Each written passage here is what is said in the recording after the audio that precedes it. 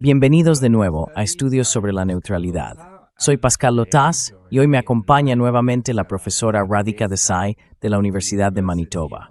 Radhika, bienvenida de nuevo. Encantado de estar aquí, Pascal. Muchas gracias por sacar tiempo para esto. Y gracias también por haber creado tu propio canal de YouTube. Este de aquí, Radhika Desai, Geopolitical Economist. Me alegra mucho tenerte allí porque eres una de esas voces críticas que llevan mucho tiempo presentes, pero creo que aún no lo habías organizado todo en un formato de YouTube. Entonces, ¿cuándo empezaste con esto?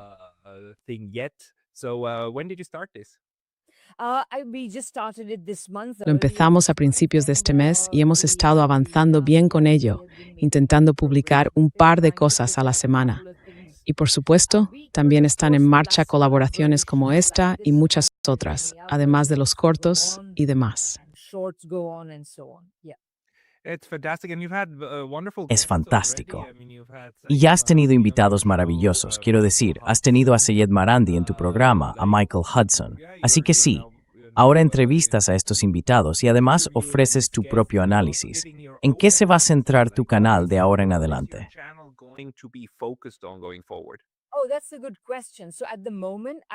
Esa es una buena pregunta. Por el momento he planeado unos 3 o 4 tipos diferentes de contenido. Uno es, por supuesto, que continuaré con Geopolitical Economy Hour, que será al menos una vez cada 15 días, pero si es posible, una vez por semana.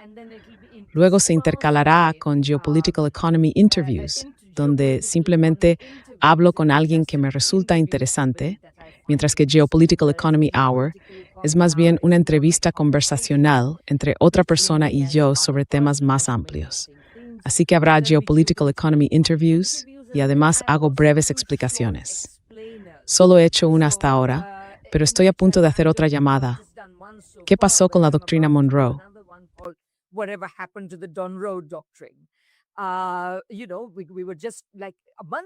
Sabes, hace apenas un mes todo el mundo seguía hablando de la doctrina Monroe y ahora aquí estamos con Trump en Irán. ¿Qué significa eso para esta idea de que existían esas esferas de influencia y demás? En fin, hago estos breves videos explicativos, de unos 20 minutos más o menos, que señalan algunos de los aspectos más fundamentales a los que hay que prestar atención en cualquier situación.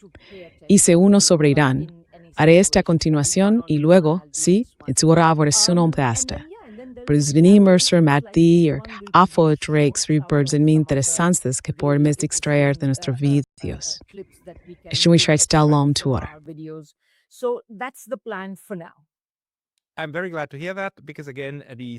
Me alegra mucho oír eso, porque una vez más, esas voces académicas que también saben cómo presentar las cosas son muy importantes. Quiero decir, Glenn Deason está haciendo un trabajo excelente, Jeffrey Sachs está por todas partes en Internet y ahora te tenemos a ti. Pero hoy queremos hablar de tu análisis, principalmente sobre Irán. Veamos a dónde nos lleva la conversación. Eres un economista geopolítico.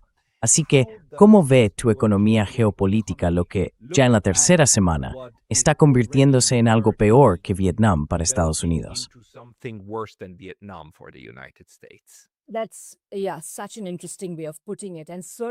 Esa es una forma muy interesante de expresarlo.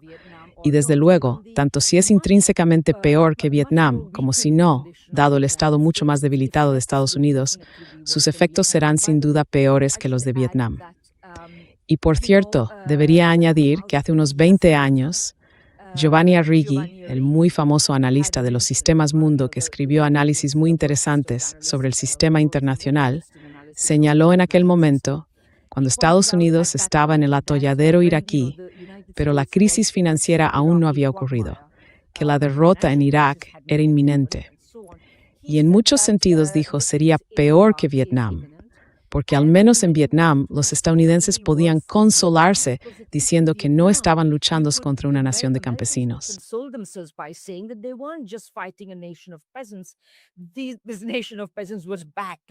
Esta nación de campesinos contó con el respaldo de Rusia, China y otros, mientras que en Irak no fue así. Y si Estados Unidos hubiera perdido entonces, ¿qué habría significado eso? Desde entonces, por supuesto, hemos visto cómo la empresa iraquí se ha desvanecido. En Afganistán vimos aquella retirada ignominiosa hace algunos años y así sucesivamente. Así que creo que esto no es más que la espiral de decadencia que continúa, la espiral de decadencia que se acelera. Pero ya sabes, también mencionaste la economía geopolítica y quiero ofrecerte mi análisis de dónde estamos ahora mismo. Permíteme también decir que lo que entiendo por economía geopolítica, o lo que intento hacer con ella en la medida de mis capacidades, no es simplemente examinar los asuntos internacionales como si tuvieran lugar en un plano separado de todos los demás.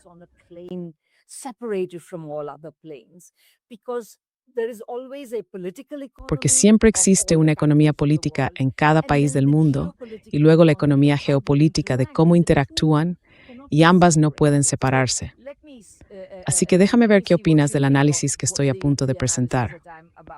Básicamente, ¿dónde estamos ahora? Está muy claro que Trump calculó mal. No hubo cambios de régimen rápidos. Todas esas llamadas al orgulloso pueblo iraní para que se levantara y tomara el poder y demás, no funcionaron. Trump está cada vez más desesperado. El cierre del estrecho de Hormuz, sobre el cual, según leí, Trump había sido advertido, ha ocurrido ahora, esencialmente y de hecho.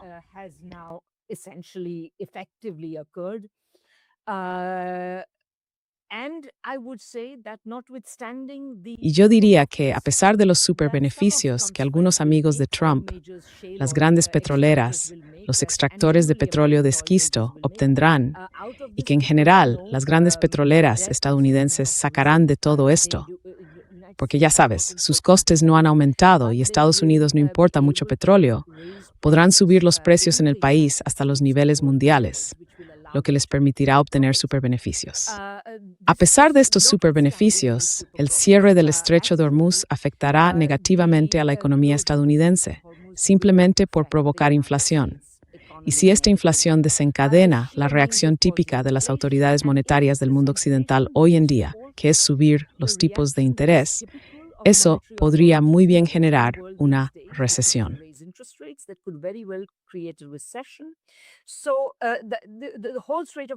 Así que toda la situación del estrecho de Hormuz se ha salido del control de Trump. Trump está ahora tan desesperado que ha recurrido tanto a aliados como a adversarios para mantener abierto el estrecho de Hormuz. Ha pedido ayuda a los europeos, a los japoneses y a los coreanos, pero también a los chinos para mantener el estrecho abierto. Ninguno de ellos, por supuesto, está respondiendo. El viaje a China se ha pospuesto. Esto, por supuesto, también tiene que ver con otras cuestiones. Básicamente, creo que Trump se ha dado cuenta de que no hay nada que pueda traer de Pekín que le permita decir, mirad, he conseguido esta maravillosa victoria en Pekín. Eso no va a ocurrir. Es evidente por las conversaciones que han tenido lugar en segundo plano.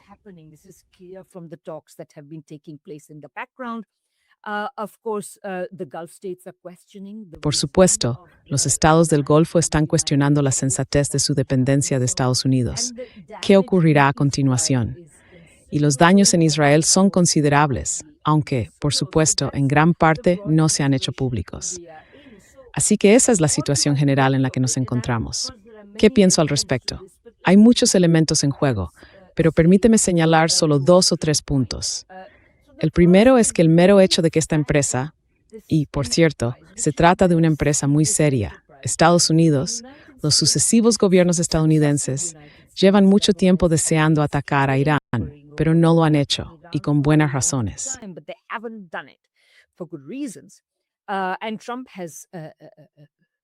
Y Trump, en cierto modo, ya sabes, ha lanzado a Estados Unidos a esta situación casi sin pensarlo. Por eso los objetivos no dejan de cambiar. Un día se trata de cambiar el régimen, otro día de las armas nucleares de Irán, al tercero de los misiles y de lo que sea. Y por supuesto, ahora se trata del estrecho de Hormuz. Así que estos objetivos cambiantes para mí y cuentan una historia mucho más interesante que la inconsistencia de Trump o su deliberada imprevisibilidad. Esa idea de que, de algún modo, a Trump le gusta ser imprevisible para mantener a sus oponentes desequilibrados, o incluso que los objetivos contradictorios de las distintas partes de su administración, o los propios problemas psicológicos de Trump. que estoy seguro de que son numerosos. which I am sure are numerous.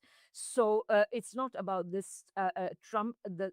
Así que no se trata de Trump en sí mismo. El problema más profundo del que surgen esas incoherencias y cambios de rumbo es estructural. Básicamente, Trump no ha podido, ni puede, cumplir las promesas con las que fue elegido. Y como no puede cumplir esas promesas, sus cifras han ido disminuyendo desde 1 o 2 meses después del inicio de su mandato.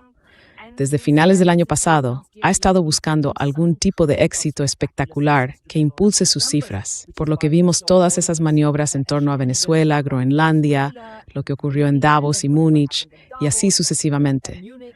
Pero a pesar de todos esos esfuerzos, ese éxito se le ha escapado y sus cifras no han mejorado.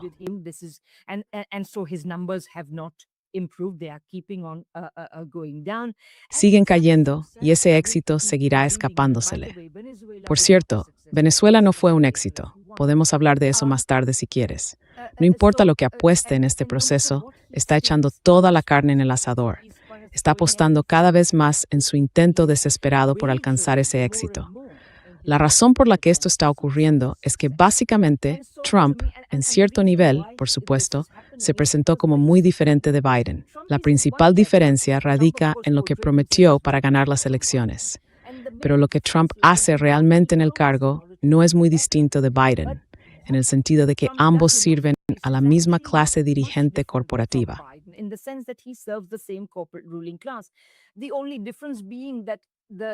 La única diferencia es que la clase dirigente corporativa a la que él sirve incluye muchos más elementos inconformistas que en el caso de la administración Biden. Creo que esto forma parte de un síndrome más amplio, el deterioro del liderazgo en Estados Unidos y en Occidente. Básicamente, ya sabes, quiero decir, ¿qué estás haciendo? Eso es lo que saca a la luz a líderes como Boris Johnson, Liz Truss, Donald Trump, Kaja Kallas. Quiero decir, todo esto es un poco una locura. Y para mí, y esto por supuesto hoy en día, no se puede hablar sin mencionar la situación de Epstein, todo el fenómeno, etc. Creo que el gobierno iraní ha estado a la vanguardia al decir básicamente que esta es su guerra contra la clase Epstein, ¿verdad?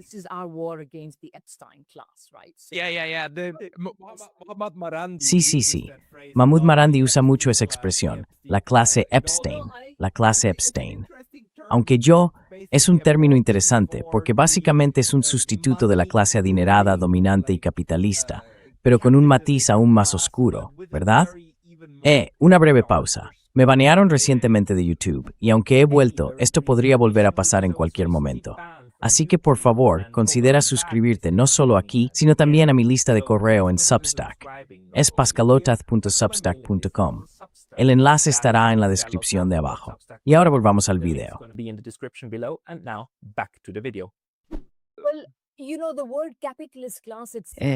Bueno, ya sabes, el término clase capitalista en sí es algo, quiero decir un par de cosas. Tienes toda la razón en esto. En primer lugar, leí que yo mismo dije eso, ya sabes, el profesor Marandi. En mi entrevista con él, le dije, profesor Marandi, usted ha sido la persona, y le agradezco por ello, que ayudó a popularizar el término clase Epstein, porque es muy importante. No apropiado, ¿verdad?, para describir esto. Pero desde entonces he leído que esto forma parte en realidad del discurso del gobierno iraní en su conjunto, y me enteré de eso más recientemente. Así que eso también es interesante. Pero creo que la razón por la que el término clase capitalista en sí da demasiado crédito a las personas de las que estamos hablando ahora.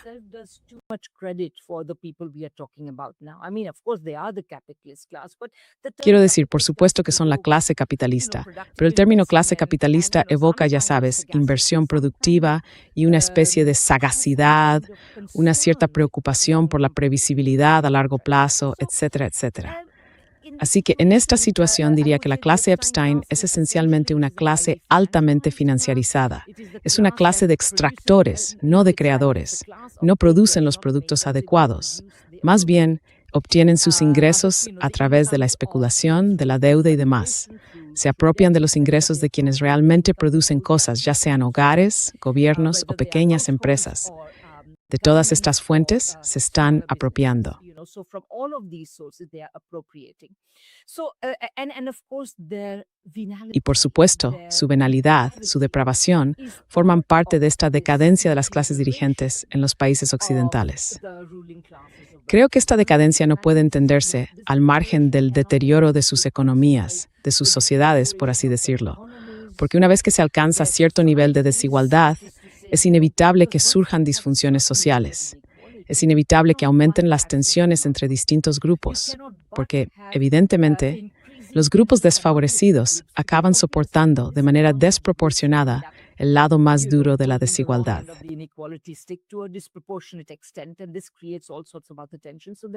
Y esto genera todo tipo de tensiones adicionales. Así que hay una degeneración social y cultural. Hay tensión política, polarización, bloqueo, como quieras llamarlo. Quizá polarización no sea el término adecuado, porque implica que de algún modo hay una izquierda y una derecha. Pero por desgracia, las dos principales fuerzas que se enfrentan en la arena política en la mayoría de los países occidentales son fuerzas de derechas en este momento. Ya sabes, está el tipo Trump y el tipo Biden. Todos son fuerzas extremadamente de derechas. En fin, hay una especie de disfunción política, por así decirlo, y también una degeneración cultural, representada por la clase Epstein. Ya pienses en eso, o en la forma en que las empresas de plataformas no reguladas están, ya sabes, es irónico que estemos hablando ahora mismo en una plataforma. Pero en fin, las empresas de plataformas se tienen permitido socavar la cultura y demás, hasta el punto en que lo han hecho ello.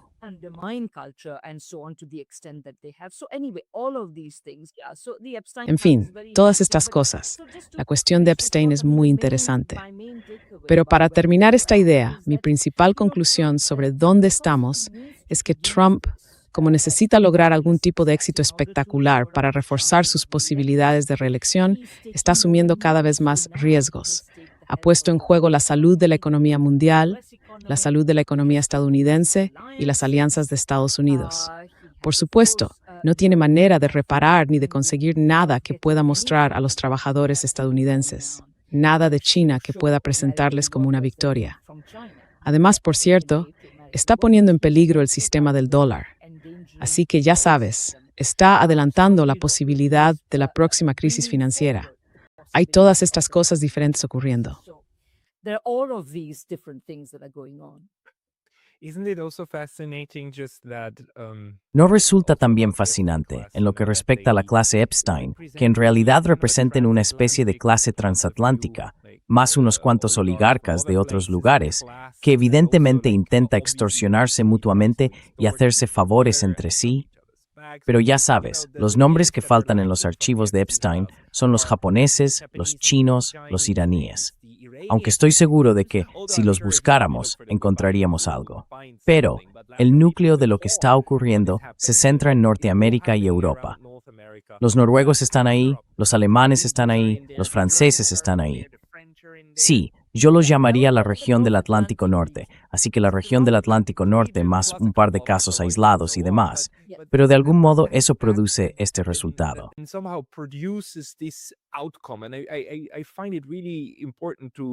Y me parece realmente importante recordar que la Constitución de los Estados Unidos intenta explícitamente limitar los poderes de hacer la guerra de los individuos.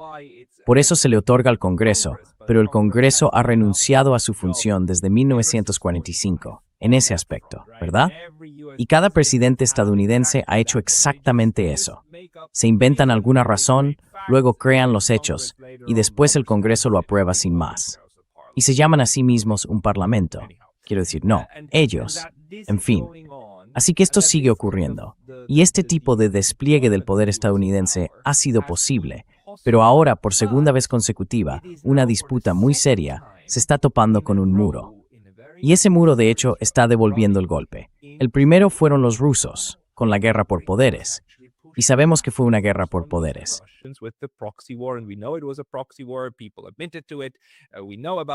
La gente lo admitió. Sabemos que la CIA estaba sobre el terreno. Sabemos todo lo que ocurrió. Jeffrey Sachs habla de ello, de sus experiencias cuando estuvo en el Maidán en 2014 y de todas las formas en que las intrigas y conspiraciones funcionaron para poner en marcha esta guerra. Y ahora tenemos otra que también se apoya en décadas de maquinaciones. Y queda esta pregunta abierta. ¿Fue Israel quien arrastró a Estados Unidos a esto? ¿O es Estados Unidos quien utiliza a Israel para hacer lo que realmente pretende hacer, en una especie de versión moderna del destino manifiesto? No hay claridad. Tenemos argumentos en ambos lados. Pero el hecho es que está ocurriendo, ¿verdad? Y en este momento no está teniendo éxito. Entonces, ¿qué te dice esto sobre la distribución del poder global en un mundo multipolar?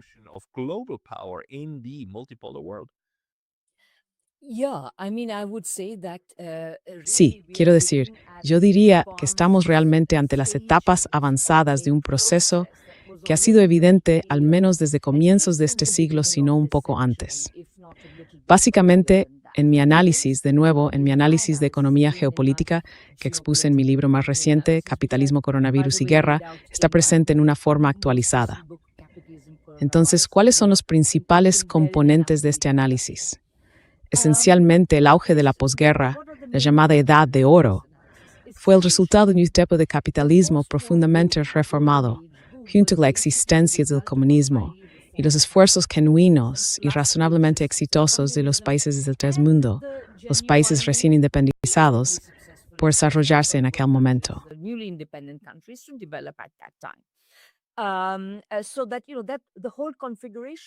Así que ya sabes, toda esa configuración creó un periodo de crecimiento mundial sin precedentes que llegó a conocerse como la Edad de Oro. Pero por supuesto, el sistema subyacente en los países occidentales siguió siendo capitalista, inevitablemente capitalista. Ese sistema entró en crisis en la década de 1970 y en ese momento el mundo se encontraba en una encrucijada. Debíamos profundizar las reformas del sistema posteriores a la guerra, porque nos dieron la Edad de Oro, o debíamos revertirlas porque se consideraban la causa de los problemas que teníamos.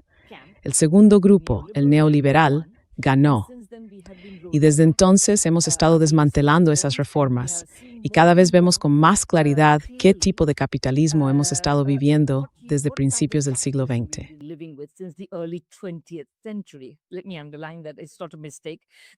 Permíteme subrayar que no es un error. A comienzos del siglo XX, el capitalismo ya se había convertido en capitalismo monopolista, momento en el que perdió gran parte de su dinamismo, vigor y capacidad para expandir y hacer avanzar la producción. Así que ya sabes, las realidades de este tipo de capitalismo quedaron ocultas mientras estuvo contenido dentro de un conjunto de reformas que lo hacían funcionar mucho mejor de lo que lo habría hecho espontáneamente, dejado a su suerte. Bien, ahora estamos viendo cada vez más ese tipo de capitalismo, y no es de extrañar que esta era, aunque se nos dijo que el neoliberalismo iba a reavivar el crecimiento productivo y el capitalismo, haya mostrado, de hecho, un crecimiento constantemente inferior en comparación con la Edad de Oro.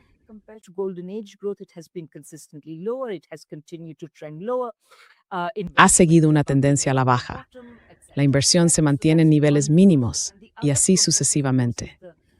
Ese es un proceso. El otro proceso, por supuesto, es el auge de las economías emergentes, con la importante salvedad de que China está en una categoría propia entre ellas.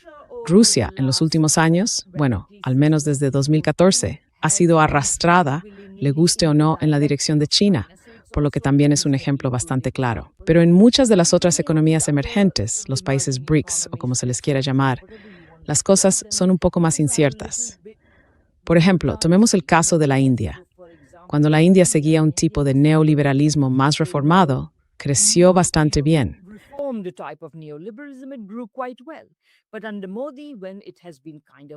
Pero bajo Modi, cuando ha habido una especie de neoliberalismo desenfrenado, una atención desmedida a los intereses de un número muy reducido de grandes empresas indias, la economía va mal. Las estadísticas publicitadas sobre el crecimiento de la India son muy, muy defectuosas. En fin, el punto que intento destacar es que, no obstante, en la medida en que el neoliberalismo se ha modificado, rechazado o no se ha aplicado en absoluto, ha habido crecimiento en la economía mundial. Así que tenemos el declive de Occidente y el crecimiento de parte del resto. Y creo que ahí es donde estamos. Y sí, diría que este proceso solo continúa porque ya sabes, Trump dijo a los votantes estadounidenses que iba a reactivar la economía, hacer que Estados Unidos volviera a ser grande, etc. Revive the economy, making America great again, etc. So, he understood that you can't win elections. Así que ya sabes, él entendió que no se pueden ganar elecciones diciéndole a la gente que la economía va bien. Así que dijo, sí, va mal y voy a arreglarla. Pero no tenía ninguna intención de hacerlo. Solo dijo todo eso para ganar las elecciones. Una vez en el cargo, hizo un gran espectáculo con los aranceles. Pero luego, ya sabes, los aranceles están hoy y desaparecen mañana, el Tribunal Supremo, lo que sea, todas esas cosas que podemos debatir. Pero en realidad, no se puede reactivar una economía solo con aranceles. Se necesita una política industrial. No hay ningún indicio de ningún tipo de política industrial en la administración Trump. Así que la economía no se está reactivando y este proceso no solo continúa, sino que se está acelerando.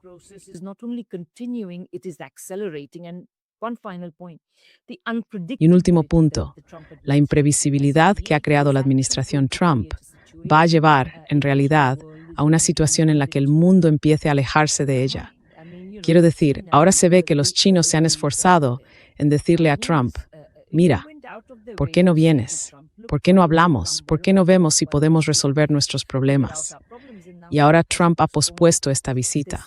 Entonces, ¿qué significa eso? Creo que al final, incluso si China sigue ofreciendo conversaciones, nunca habrá un resultado fructífero, porque Trump no conseguirá lo que quiere.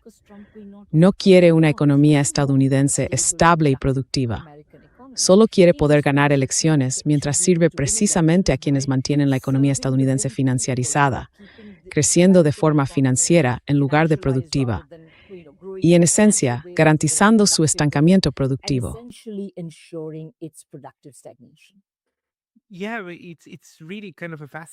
Sí, es realmente un punto fascinante que creo que solo podemos entender adecuadamente a través de una buena parte de una lente marxista, ¿verdad? Las principales políticas emblemáticas de Donald Trump tienen que ver con la política exterior, y todas son de naturaleza coercitiva. Solían ser herramientas para proteger ciertas industrias clave, para infringir el dictado capitalista de los mercados libres y decir, no, protegemos este mercado porque es muy importante para nosotros. Así que lo desarrollamos, lo protegemos del exterior hasta que sea lo suficientemente grande y entonces puede salir y con suerte competir con sectores similares en el extranjero.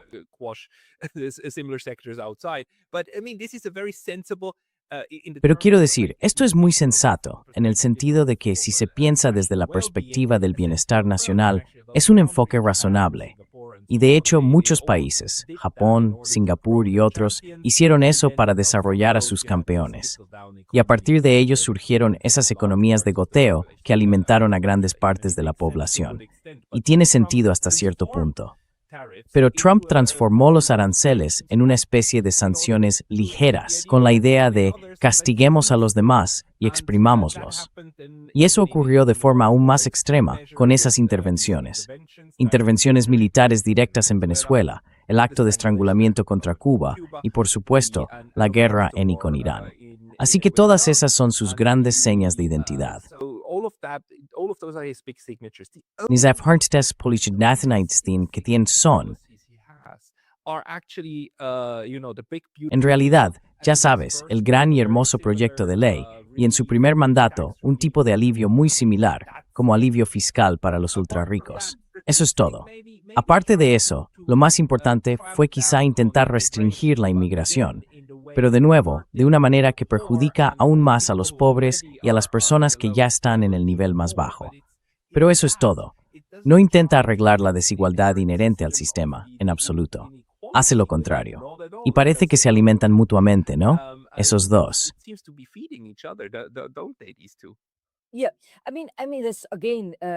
Sí, quiero decir, de nuevo, has dicho tantas cosas y has sugerido tantos puntos que me vienen a la mente.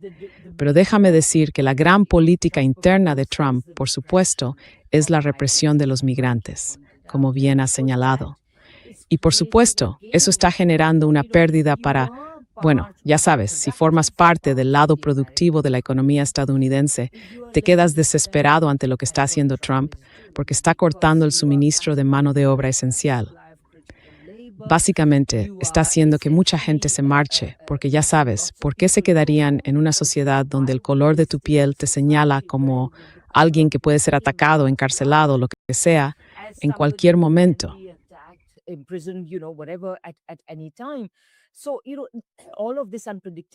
Así que ya sabes, toda esta imprevisibilidad que Trump está creando con las redadas del ICE y demás, e incluso ahí tuvo que admitir que algo había salido mal, porque tuvo que cambiar al responsable del aparato del ICE. Pero ya sabes, yo diría que todo esto recuerda algo. Quiero volver en un momento a la orientación externa. Pero todo esto, ya sea la orientación externa y el deseo de algún éxito espectacular, o las redadas del ICE y el deseo de un éxito espectacular, está ahí.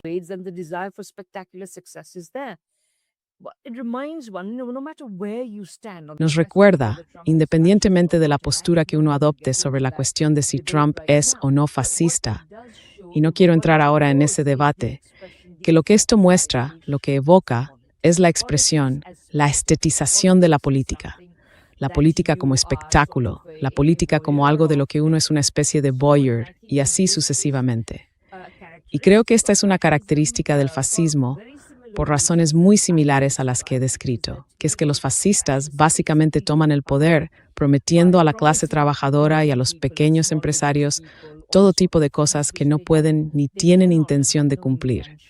Así que se genera esta dinámica. Ese es un punto. En segundo lugar, la orientación externa.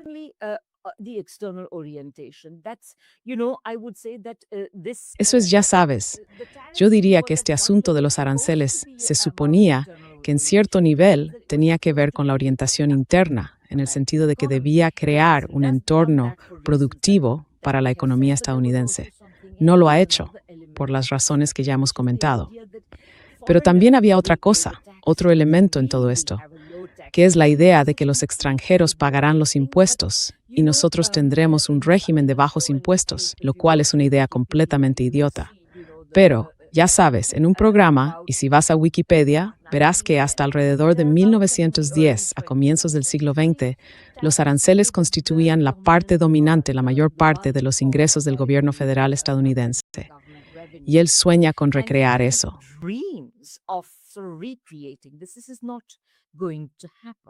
Esto no va a suceder. Y por supuesto, esto es completamente contrario a su idea de reducir el déficit comercial. Solo se pueden obtener más aranceles si Estados Unidos continúa importando. Pero si el objetivo es reducir el déficit comercial, entonces Estados Unidos debería reducir sus importaciones. Así que francamente no está del todo claro cómo se suponía que todo esto debía orientarse. Ahora bien, es el punto final, es que crear esta orientación externa se volvió mucho más importante hacia finales de Elizabeth Ling, cuando reunió la Armada contra Venezuela.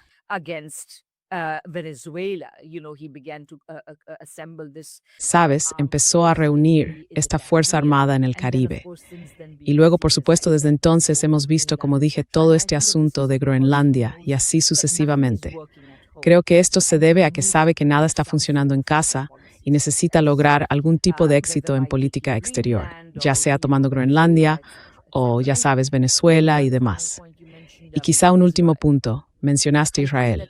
No tengo ninguna duda de que AIPAC es muy poderoso y tiene mucho dinero, pero creo que decir que todo se reduce a AIPAC en realidad exime a la propia agenda imperial de Estados Unidos de su responsabilidad.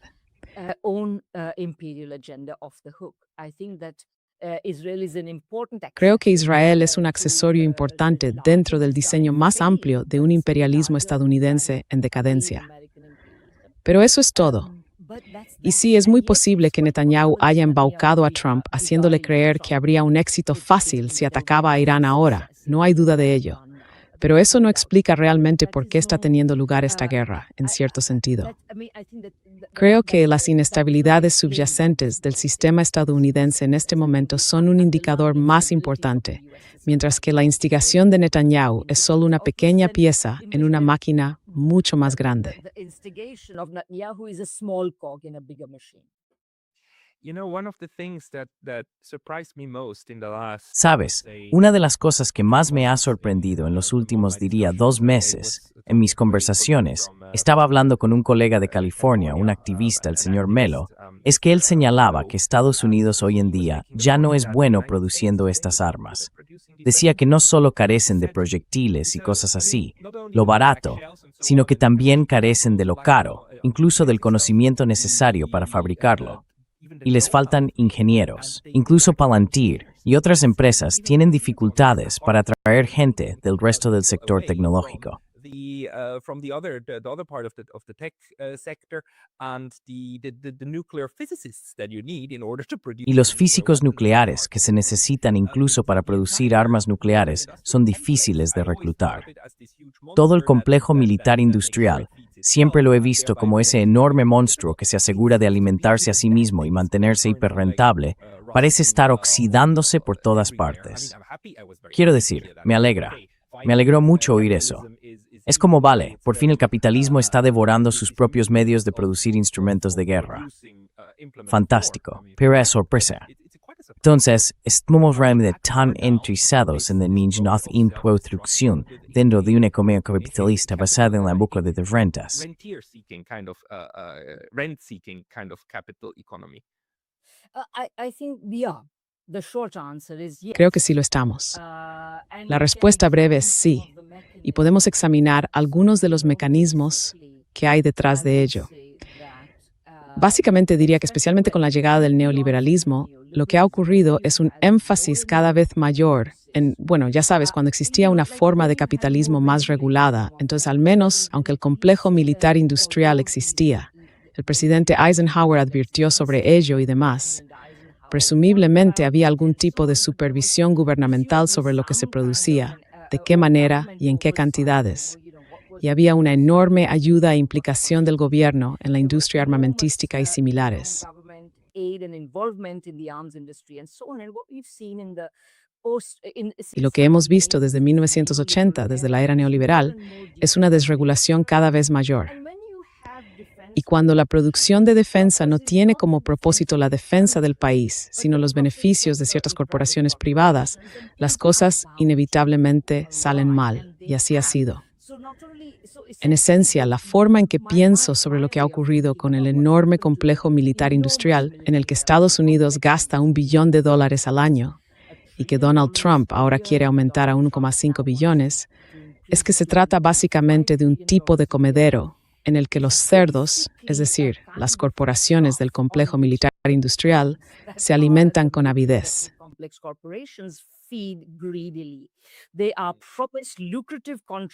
Se les prometen contratos lucrativos, contratos de coste más beneficio y similares. Todos habéis oído las historias del Pentágono sobre cómo, ya sabéis, una simple pistola o lo que sea puede acabar costando muchas veces más de lo que debería. Así que, en esencia, el contribuyente estadounidense está subvencionando a esta gente. Es un complejo militar industrial mimado cuyo propósito no es producir armas de última generación, sino obtener beneficios. Por eso no son capaces de, ahí están. Y sí, la segunda cuestión es que hay que añadir el elemento de la desindustrialización.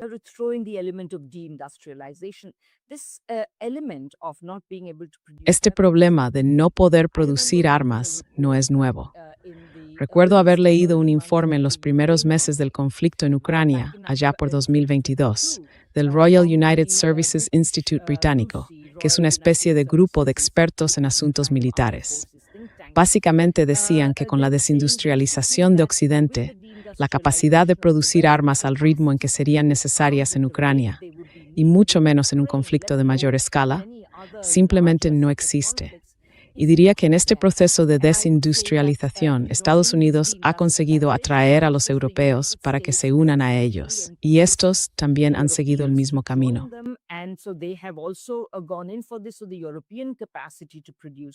Así que la capacidad europea de producción también es limitada. Y por último, en cuanto a la cuestión tecnológica, verás, ahora vivimos en una época en la que no solo importan las armas pequeñas y baratas, y no hay nada de malo en las armas baratas si son eficaces.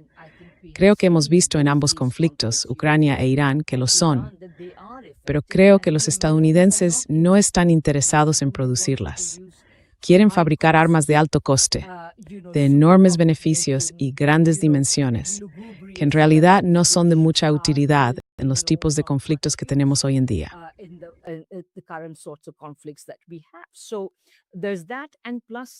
Así que ahí lo tienes. Y además, ya sabes, desde 2018, creo, cuando Vladimir Putin anunció que los rusos tenían un misil hipersónico, desde entonces, Estados Unidos, bueno, eso fue hace mucho tiempo. ¿Cómo es que no han desarrollado uno propio? Los estadounidenses no tienen misiles hipersónicos, los rusos sí, los chinos también. Tengo entendido que los iraníes también. Así que es un resultado asombroso, ya sabes. Y a lo largo de todo esto, los Estados Unidos, bueno, todos los países, quiero decir, la mayoría de la gente en los medios de comunicación tradicionales sigue ensalzando las virtudes de las fuerzas militares estadounidenses.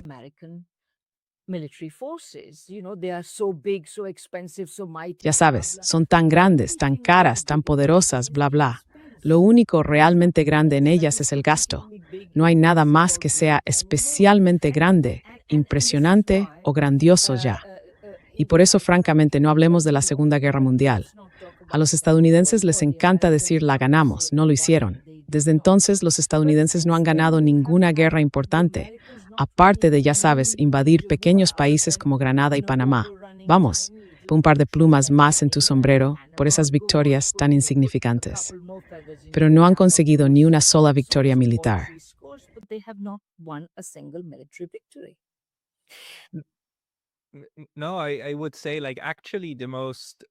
No, yo diría que en realidad la parte más exitosa del intervencionismo estadounidense proviene de las acciones encubiertas.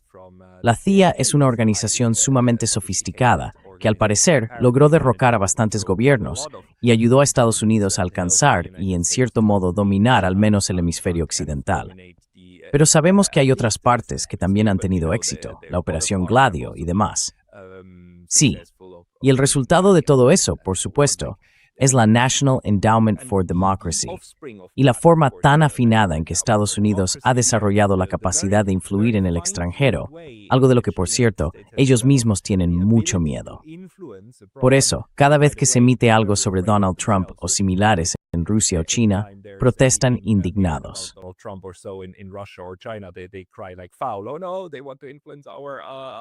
O no, quieren influir en nuestra política, entrometerse en nuestros asuntos internos. Es como, sí, claro, porque obviamente eres consciente de cuánto entrometimiento había por tu parte, ¿verdad? Así que ese es muy sofisticado. Pero en realidad, el poder duro que pensábamos, al menos yo, hablando por mí mismo, pensaba que la influencia de Estados Unidos se basaba en ese poder militar duro. Pero cuanto más lo observas, más frágil parece volverse ese poder.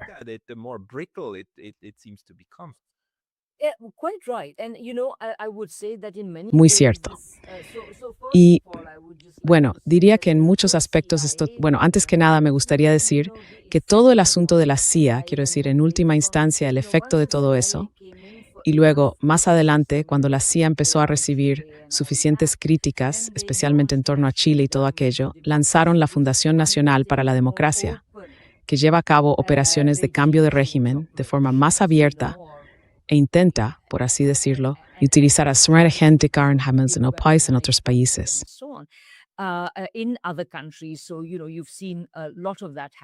Así que ya sabes, se ha visto mucho de eso ocurriendo en países como Bangladesh o Nepal o donde sea, ese tipo de revoluciones de colores que se están fomentando. Pero el resultado de todo eso es que en muchos sentidos los países que están alerta ante estos peligros básicamente reaccionan de dos maneras. En primer lugar, por supuesto, empiezan a controlar mucho más lo que entra y sale de su país. Así que tienes, por ejemplo, leyes rusas contra las ONG extranjeras que operan allí y cosas por el estilo. Así que ya sabes, en la medida en que haya un objetivo de promover algo parecido a la democracia, lo cual, por supuesto, es completamente falso de todos modos.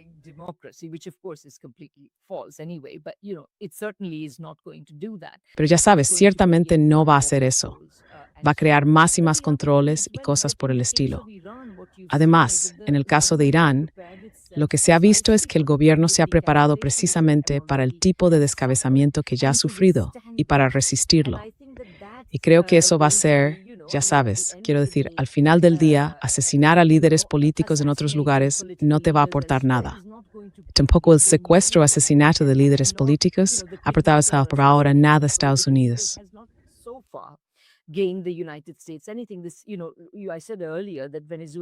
Sabes, dije antes que Venezuela no es un éxito.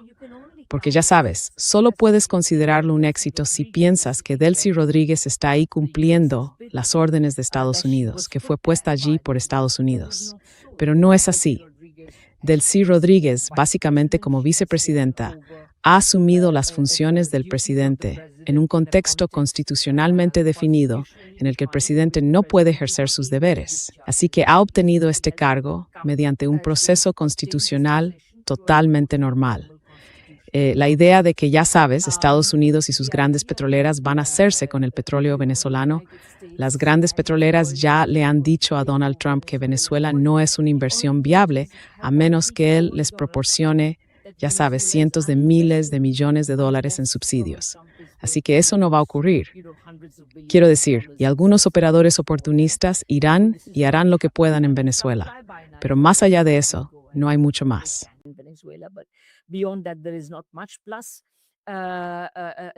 Además, Delcy Rodríguez, leí en algún sitio, creo que en una de las evaluaciones de Medea Benjamin sobre la situación en Venezuela, que Delcy Rodríguez en realidad está vendiendo petróleo, sí, a empresas estadounidenses, pero en una base comercial.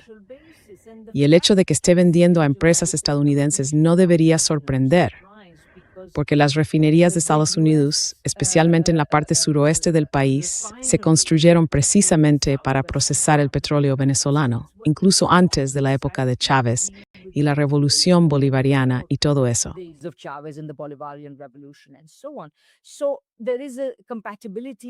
Así que existe una compatibilidad entre sus capacidades y orientación de refinado y el crudo pesado que produce Venezuela. Muy bien.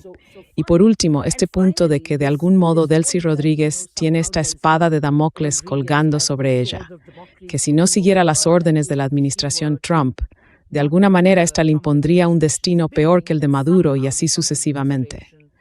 Esto también es una tontería, porque la realidad es que, aparte de ella, no tienen a nadie con quien reemplazarla y no tienen la capacidad de gobernar Venezuela por sí mismos. Venezuela es ciudad armada. ¿Cómo van a hacerlo? Ya sabes, hoy en día no es tan fácil simplemente entrar y apoderarse de un país. No se puede hacer así sin más. Quiero decir, incluso en los tiempos del colonialismo, en la época dorada del colonialismo, contabas con una colaboración muy importante de las clases dirigentes locales, ¿verdad? Y sin eso, no se puede hacer.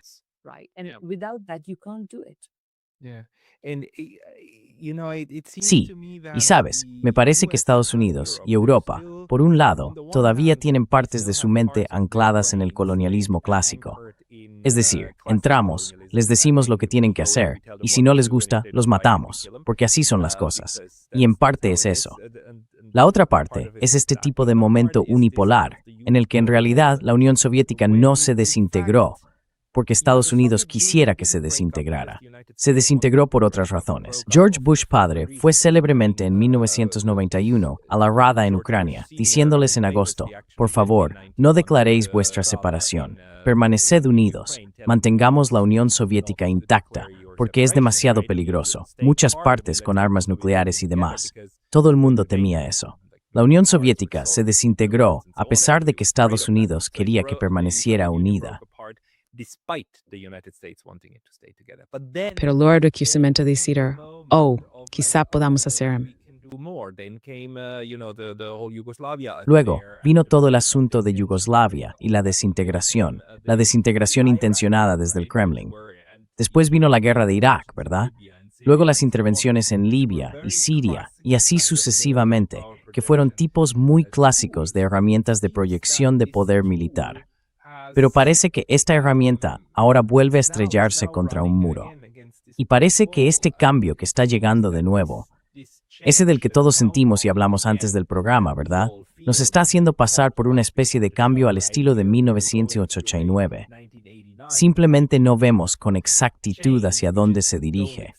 Todos esperamos que no sea la Tercera Guerra Mundial, pero sabemos que está sobre la mesa. Ese factor ahora está teniendo un impacto muy fuerte.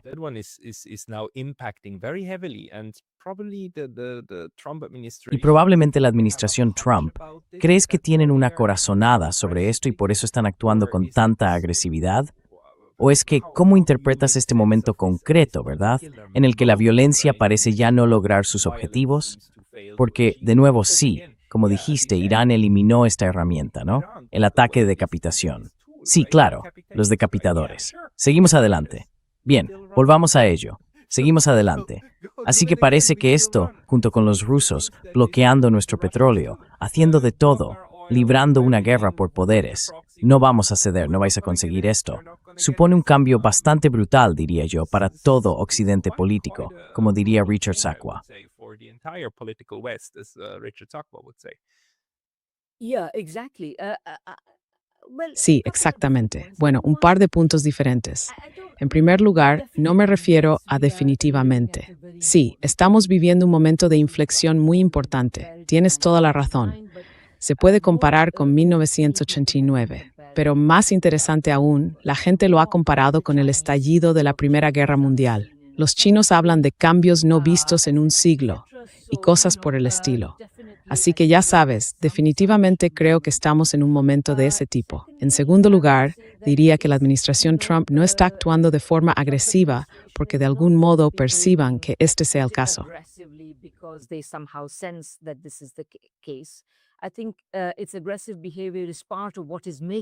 Creo que su comportamiento agresivo es parte de lo que hace de esto un punto de inflexión. En la Primera Guerra Mundial, cuando estalló, fue, ya sabes, el resultado de la competencia imperial entre las principales potencias europeas, que se salió del control de cualquiera de ellas. La idea de la culpa alemana siempre fue errónea. Todos eran igualmente culpables. Todas las potencias imperiales y el propio sistema imperial en su conjunto eran igualmente culpables. Así que, en ese sentido, diría que la Primera Guerra Mundial fue, de nuevo, nadie la pretendía, pero formaba parte de la estructura de la situación que la provocó. Mencionaste el término Tercera Guerra Mundial, y yo he estado rechazando esa idea, así que veamos qué opinas tú. I've been building a pushback against it, so let's see what you think of it. So, I've been thinking a lot about. Sabes, he estado pensando mucho en esto porque la gente lleva hablando de una tercera guerra mundial desde hace mucho tiempo. Hice un poco de investigación y en el transcurso de esa investigación descubrí que Engels había escrito una asombrosa predicción sobre una guerra mundial por venir. De hecho, la llamó así, una guerra mundial. Ojalá tuviera la cita justo delante de mí. Pero dijo cosas como que millones de soldados, 10 millones de soldados, morirían, que Europa quedaría arrasada como si una plaga de langostas hubiera pasado por ella, que las coronas rodarían por el suelo y así sucesivamente. Así que ya ves, todas estas cosas fueron predichas en ese pasaje tan extraordinario.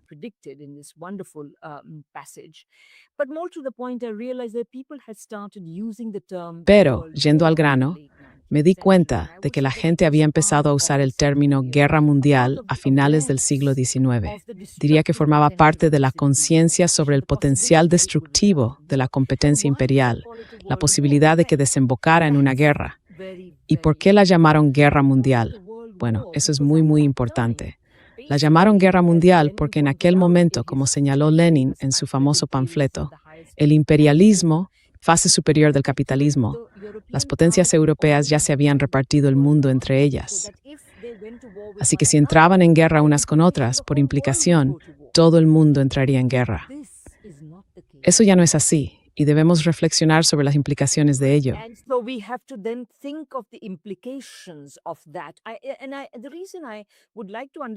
Y la razón por la que quiero subrayar esto no es porque quiera menospreciar los peligros y el terrible sufrimiento que está causando ahora mismo la guerra. Es algo enorme.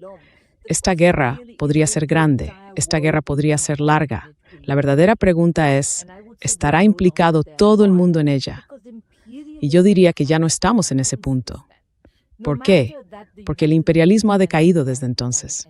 Por mucho que Estados Unidos pueda imponer tanto dolor y sufrimiento al mundo hoy en día, no existe la posibilidad de que todas esas potencias imperiales vayan a la guerra. Y ya sabes, hoy también se habla de las grandes potencias, donde se nos invita a contar a los estadounidenses, los rusos y los chinos. Pero el carácter de los rusos y los chinos es completamente distinto del de los estadounidenses.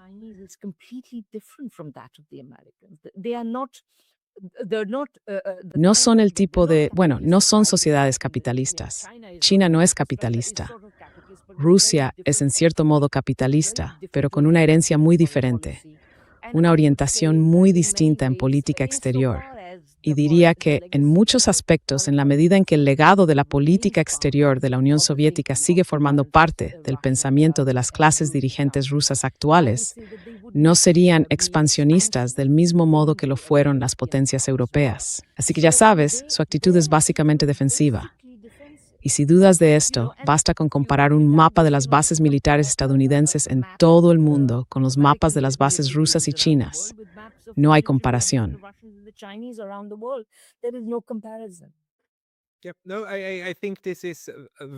No, creo que esta es una observación muy importante.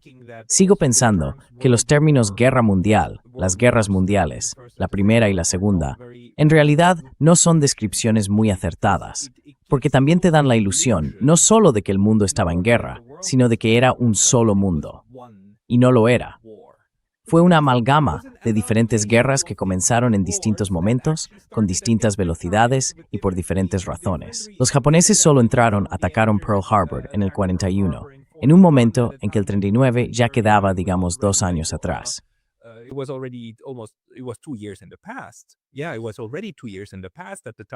Sí, ya habían pasado 2 años cuando Japón hizo eso, y en realidad llevó a Estados Unidos a la Segunda Guerra Mundial. Y desde una perspectiva china, todo empezó más o menos en el 31, cuando fueron atacados por los japoneses por primera vez, y luego otra vez en el 36 y todas esas cosas. Quiero decir, claro, este es también el problema de los historiadores. Dicen que la forma en que establecemos los límites temporales es problemática, pero la cuestión es que mi país, Suiza, nunca estuvo en guerra, es decir, formaba parte del sistema. Las guerras mundiales fueron momentos de intensificación, cuando el sistema global en realidad se replegó y recurrió a la violencia masiva.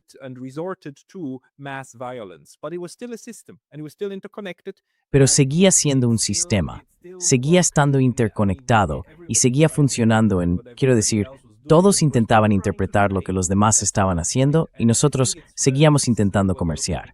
Ese es el punto. Y creo que es lo que estás señalando, que una gran parte del mundo ahora está emancipada y ya no necesita seguir esto. Eso cambia la ecuación. Puede que tengamos una guerra más o alguna otra, pero ese efecto en cascada de arrastrar todos los recursos del planeta entero ya no va a ocurrir. Así que creo que tienes razón.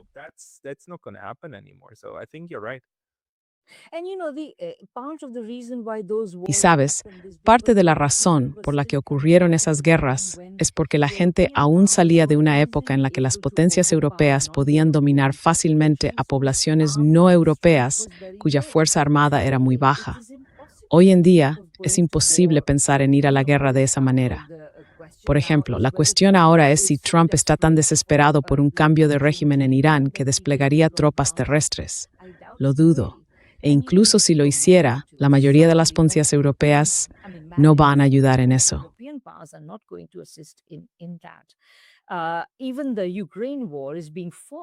Incluso la guerra de Ucrania está siendo librada por estos gobiernos europeos cínicos. Pero ya sabes, se está librando a través de los ucranianos, hasta el último ucraniano, como se ha dicho desde el principio. Así que ya sabes, se pueden tener guerras por delegación. Pero todo esto...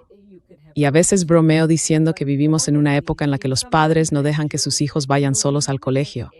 ¿Crees que quiero decir en Occidente, crees que van a dejarles ir a la guerra? Quiero decir, es ridículo.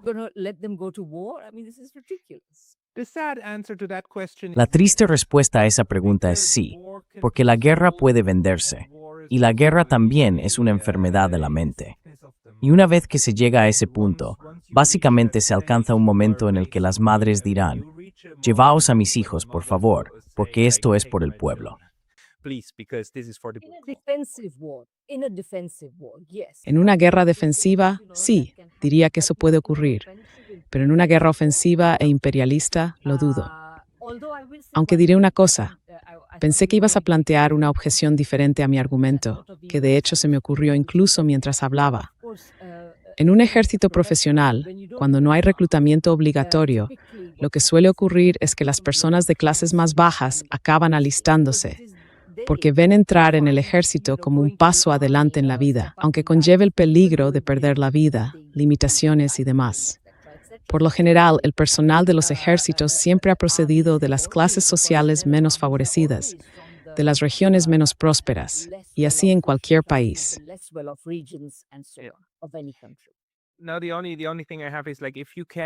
Ahora, lo único que tengo es, digamos, si puedes, y lo hemos visto, si puedes inducir una psicosis colectiva, una formación de masas, como creo que se llama Matthias Desmet lo denominaría.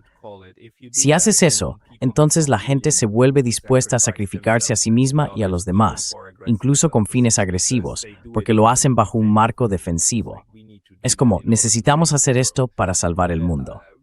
Y la psicosis colectiva puede inducirse de varias maneras. Quiero decir, la religión es una. La lucha contra un virus puede ser otra, ¿verdad? Cuando necesitamos movilizar todo lo que tenemos, incluidos nuestros hijos, para librar la buena batalla.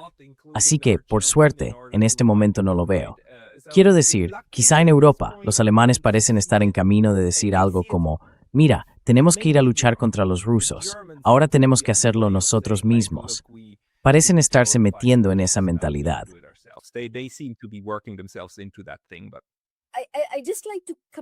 Pero me gustaría volver un poco sobre eso, porque ya sabes, en primer lugar, Trump fue elegido porque prometió que no habría más guerras. Y eso te dice que la mayoría de la población estadounidense, incluida la derecha, no quiere guerras. En segundo lugar, diría que los jóvenes de Europa no sé muy bien en qué punto están. Recuerdo que poco después de que Macron anunciara que estaba considerando reintroducir el servicio militar obligatorio, esto fue en la BBC de hecho, un reportero de la BBC iba por las calles de Berlín entrevistando a quien encontraba, todos jóvenes. Hubo un chico al que le preguntó, ¿te gustaría que te reclutaran? Y él respondió, en absoluto. Entonces el reportero le dijo, bueno, ¿y si los rusos vinieran a ocupar Alemania?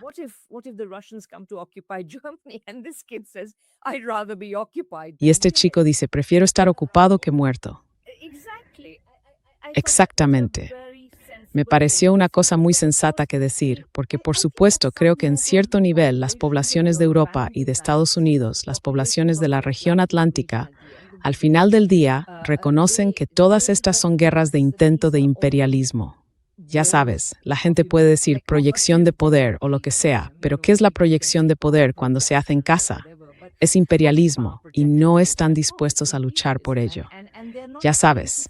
Están dispuestos a decir, vale, si mi país es invadido, por supuesto que iré, cogeré las armas y lo defenderé, pero no voy a ir a luchar solo porque tú quieras proteger tu poder y servir a las grandes corporaciones europeas o estadounidenses con eso.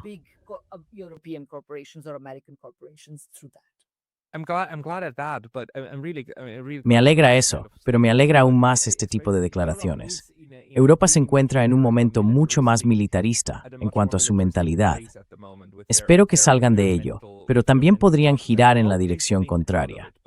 Y ese es mi tipo de argumento. Si eso ocurre, si realmente se adentran en un militarismo profundo, y ya sabes, piensan algo así como en una mentalidad tipo Corona, del estilo, necesitamos movilizarlo todo para ganar y sobrevivir.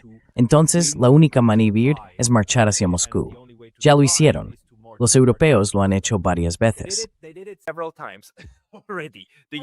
Sí.